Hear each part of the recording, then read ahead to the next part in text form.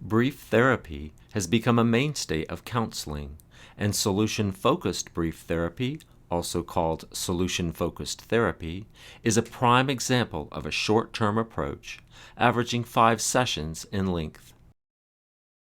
It is a goal-directed, brief counseling model that examines the client's view of solutions to the problems he or she brings to therapy. The change process involves utilizing client strengths and resources, identifying exceptions, and working towards preferred futures to find the best solutions for success. In this video, we'll review some of the key aspects of this therapeutic approach and provide a demonstration of what this may look like in an actual counseling session. We'll start with the client, Danielle. Please pause the video to review her background. Unique to the solution-focused model is the idea that therapy begins before the first session. Here, you see the therapist, Matthew, speaking with the client for the first time. To prepare for their work together, he asks Danielle to look out for any changes that may occur before the first meeting. In session 1, Matthew will discuss with Danielle the pre-meeting changes that occurred since their initial phone conversation. He will zero in on the client's hopes for therapy, giving her a chance to review the goals she wants to achieve, and then introducing the miracle question to help her imagine a scenario in which her problems have been solved. The therapist will use scaling questions to help her break down perceptions of her emotions and problem areas, and he'll demonstrate change talk and invite Danielle to lean in to hoped-for solutions for the future. Danielle's strengths and resources will add an important dimension to therapy as she discusses tools that are already in place for promoting change. Additionally, a homework assignment will be constructed emphasizing behaviors that Danielle will work on between sessions. Finally, questions are essential to promoting change, so listen carefully for the questions that Matthew asks to help Danielle find the solutions she needs to make improvements in her life. So what changes have you noticed since we last spoke on the phone, Danielle? Yeah, I looked up a website on solution-focused therapy, and I really liked that it was short-term. I don't want to spend a lot of time in therapy if I don't have to. Since coming here, I guess I'm feeling pretty motivated to make some things happen in my life. Great. Anything else? Yeah, the website mentioned something called a miracle cure. Yeah, it's actually called the miracle question, but don't worry, I assure you there's no magic involved. We'll talk about that a little bit later. Anything else that stood out since we last spoke? I was feeling hopeful, and then reality started to kick in. Okay, tell me a little more about feeling hopeful. Well, I was hoping that I would start to feel the way I did before my parents divorced. That sounds like a good place to start. What are your hopes for our work together? And try to be specific as possible if you can. I make it sound like everything was perfect before my parents got divorced, but they were separated for a long time and they were always fighting. Is there a hope that things may go a bit smoother now that they're divorced? Smoother for them. Hopefully for me too. So how have you managed to keep going through all this time? It's a good question. I have some friends who've been there for me. I have a job. It's not great, but it pays the bills for now. Okay, anything else? I'm actually relating pretty well to my parents separately. It's just that I just wished I could stop feeling so stressed and anxious. Well, thank you for sharing that. I know it has to be tough for you right now. I see a lot of strength in you, though, that you can get through these tough times. and that shows promise for the future. So let's go back to that question I asked originally. What are your hopes for our work together? I feel like I'm back in my college classroom. Gotta summarize all the points. Hopes? Well, I guess I would feel less stressed. I would be able to accept what's going on with my parents. Even though it's been a year, I still get so angry at myself, always thinking I could have done something differently. Anyways, I guess I'd be more joyful. Okay, so this is something you can see as realistically happening in your life. A more joyful life, as you said. I think so. Okay, so let's zero in on this a little bit. I'm going to talk about that miracle question I was mentioning earlier. So let's suppose that when you fell asleep tonight, a miracle happens, and all of your problems are solved just like that. But since the miracle happened overnight, nobody's around to tell you that the miracle happened. So when you wake up next morning, how are you going to know that a miracle happened? What changes are you going to notice? That's easy. My parents will be back together. Yay! They worked everything out. Okay, let's go with that for a moment. If that happened, what difference would it make in your life? Like I said, I'd be less stressed and anxious, and I wouldn't have to worry about them so much. Sounds good, keep going. I'd wake up knowing that they were okay. I'd probably feel like my old self again, more confident, calling a friend and making plans for the next day. What else? Um, at the place where I work, I wouldn't have a reason to be spending so much time worrying about things, and other people wouldn't be asking me if I was okay all the time. You're doing great, keep going. Um, with my boyfriend, I guess I'm always worried that we're going to break up. But now, because of this miracle, I realize I really do want this relationship to work. In a perfect world, we'd be spending less time arguing and focusing more on just having a good time. I guess that's about it. All right, great. Is it okay if I summarize? Sure. All right, so you just woke up and you realize that your parents are back together. You're not worrying about them. You're calling a friend to make plans for your day. You feel more confident, more joyful, and less anxious. Your boyfriend are getting along and enjoying time together. Um, does that sound about right? Yeah. Is everything in this scenario possible and realistic? Everything except for the part about my parents getting back together. So everything except for that seems pretty doable. Yeah. So let's put all the doable stuff on the table. So let's put it to the test. So what's the chance that all of these changes actually come true? Feeling more confident, less stressed, connecting with your friend, happier at work, and with your boyfriend. Just, I'm a big fan of scales. So on a scale of 1 to 10, with 1 no chance of this happening at all, and 10 absolute certainty that this is going to happen, what do you think the chance of all this occurring is? Maybe 6 or a 7. Okay. Say more about that. I feel like each of the things on my miracle list could actually happen. So that's pretty cool. Okay. So still using this scale, what number would you prefer, and what would be just good enough? In other words, what number would you absolutely prefer your future to be, and what would be just good enough future in terms of this miracle question scenario? Maybe you just don't get everything that you want, but at least you're still feeling a little more joyful in life. Interesting question. Um, my preferred score would be a 9 or a 10, but my good enough score would be a 6 or a 7.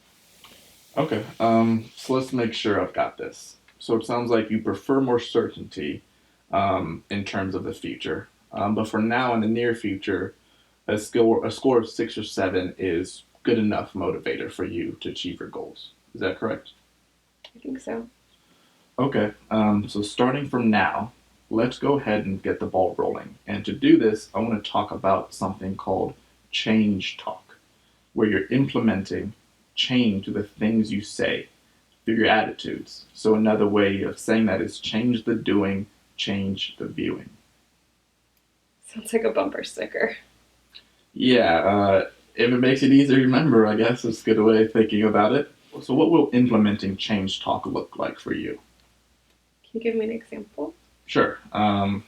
Might sound something like this. I'm working on changing my attitude so I can feel less stressed. How does that sound to you, Danielle? Okay. For me, I might say I'm starting to work towards becoming less stressed and more self confident.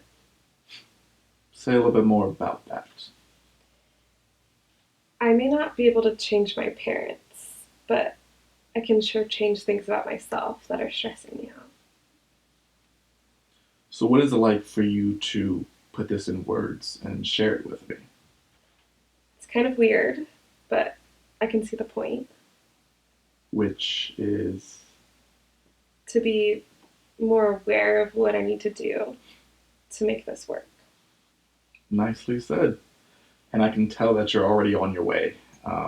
So if we're going to make this work, as you said, what's already in place that will contribute to this actually becoming a reality? Already in place?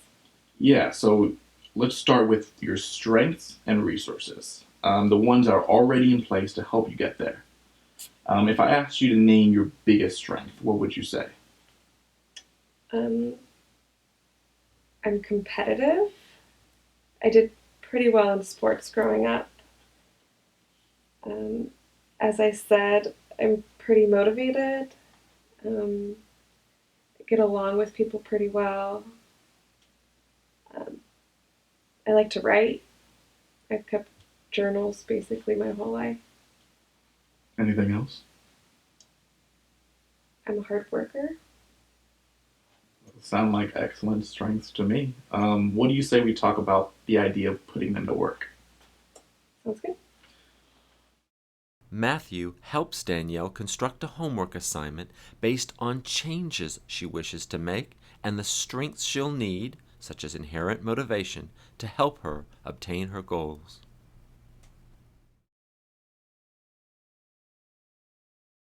So, in closing, I wanted to get your thoughts about today's session. Not bad. I feel pretty good about it. All right. On a scale of 1 to 10, how would you rate it? With 1 being not very helpful and 10 just being extremely helpful. Hmm. Maybe a 6? Okay. Say more about that.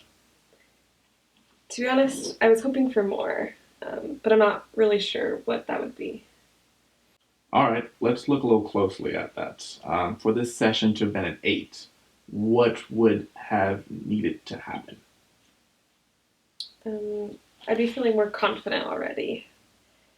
I guess I didn't think I'd be getting any homework. Is it too much homework? No. Okay, so it looks like you had some pretty high expectations for today's therapy session. And even though things fell a little bit short today, your high expectations may actually be a good thing. For next session, maybe you can actually use those high expectations in your favor. How do you think that would look like? I think I can handle it. Sounds good. Well, Danielle, I've enjoyed this time with you today. Last thing, any questions for me about the workday or any of the homework or anything else you can think of?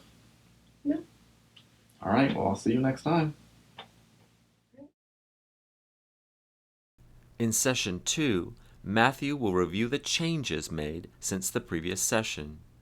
He will also demonstrate the exceptions technique so that Danielle can identify times when the problem wasn't a problem. Let's talk about your progress from our last meeting. Things went pretty well. I helped write down my goals each day, and I started to think in terms of changing myself. And in what ways? In the time I spent with my boyfriend, I didn't feel as stressed, and I focused more on just having a good time with him. I think the only place I feel stuck is with my dad. How so?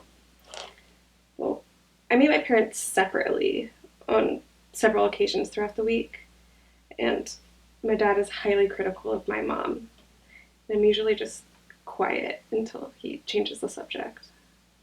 And how often does that happen? Pretty much every time I visit him. And what specifically happens during these interactions? Out of nowhere, he starts talking about her, and I try to change the subject. It just really gets me upset. And has there ever been a time when this scenario turned out differently? You mean, are there times when he doesn't talk about my mom? No. When your dad talks about her, but you react differently, the way that you would prefer to react. So, in other words, has there ever been an exception to how you responded to him? No, it's always the same, at least over the past week. Okay, try to think back a little bit further, maybe over the past year. Any exceptions there? Mm, I don't think so. All right, well, let's try to be a little bit more specific. If you can try to visualize a typical meeting with your dad, can you think of a time when you responded differently when he criticized your mom? Okay. Um, about 6 or 7 months ago, I was really rushed for time. So I went over to talk to him for a bit, and he started talking really bad about her. And I said, Dad, if you continue to talk bad about mom, I'm going to leave. And he never backs down from a fight. So he kept going on and on about her. And do you know what I did? I left. Then what happened? Well, I felt really guilty about it. He didn't call for like a week. And now that I think about it, when we did get back together, he didn't talk about her even once. I think that lasted like a couple of weeks. So it looks like this works for you in your past, but not without some consequences, such as guilty feelings on your part. And is this something that you would like to do more of in your future? I really do. I guess I can't change how he feels about my mom, but I can set limits about what he says about her when we're together. All right, I like how you said that. I can hear the change talk kicking in. This could be something that might help you and feel more assertive in the future, not only with your dad, but with others as well. Maybe so. As session 2 ends, Matthew and Danielle discuss any changes that need to be made to the homework assignment, and this may focus on Danielle's goal to become more assertive when relating to her father. As we move into session 4, we note that since Matthew and Danielle's second meeting, the time between sessions has increased to 2 weeks, allowing Danielle more time to implement the changes discussed in therapy. While no new interventions are introduced in this session, Matthew continues to discuss with Danielle the progress she's made and what this may teach her about her ability to make future positive changes. Hey Danielle, it's been a few weeks since our last session together. What changes have you noticed since we last met? Good stuff mostly. I've been feeling more motivated in my life, especially with things with my dad, and that's kind of affected other things in my life. So I finally found a gym that I like, and I've been going there a couple times a week with my friends. But overall, my stress level has been down. Well, that's good. What do you think others have noticed? You know, people who really know you. What do you think they have noticed about these changes you've made? Well, I don't think anybody's really said anything, but people at work have been not asking me if I'm okay as much. Um, there is like one weird thing, and it's about my boyfriend. I'm feeling more confident in our relationship, and it's like the more confident I feel, the less confident he is. I don't know. It's kind of hard to explain. All right, maybe your boyfriend might want things to go back the way that they were. Maybe things were different for him back then. Um, have you talked to him about this situation at all? No, I think we need to sit down and talk about it. Yeah, sounds like a good idea to me. How do you think that might turn out? I'm hopeful about it. All right.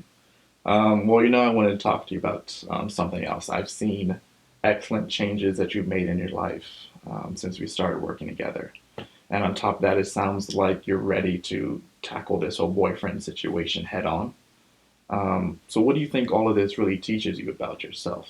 About the ability you have to make authentic and real changes in your life.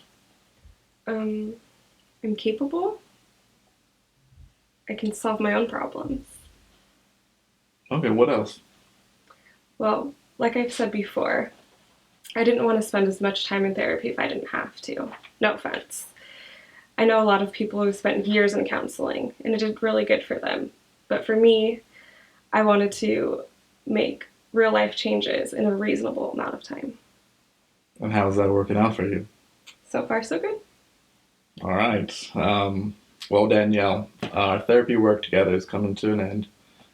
We only have one more session left. Before we talk about all of that, I just want to do a quick recap with you. Where are you on your miracle question scale? Um, as far as the work we've done together, how far along are you at achieving the goals that you set out originally? And how do you see solution focused therapy really impacting your life down the road? Danielle reflects on the progress she's made so far in therapy, and her input will determine the issues that will be discussed in her final session with Matthew. As you think about their work together, consider the following questions and pause the video as needed.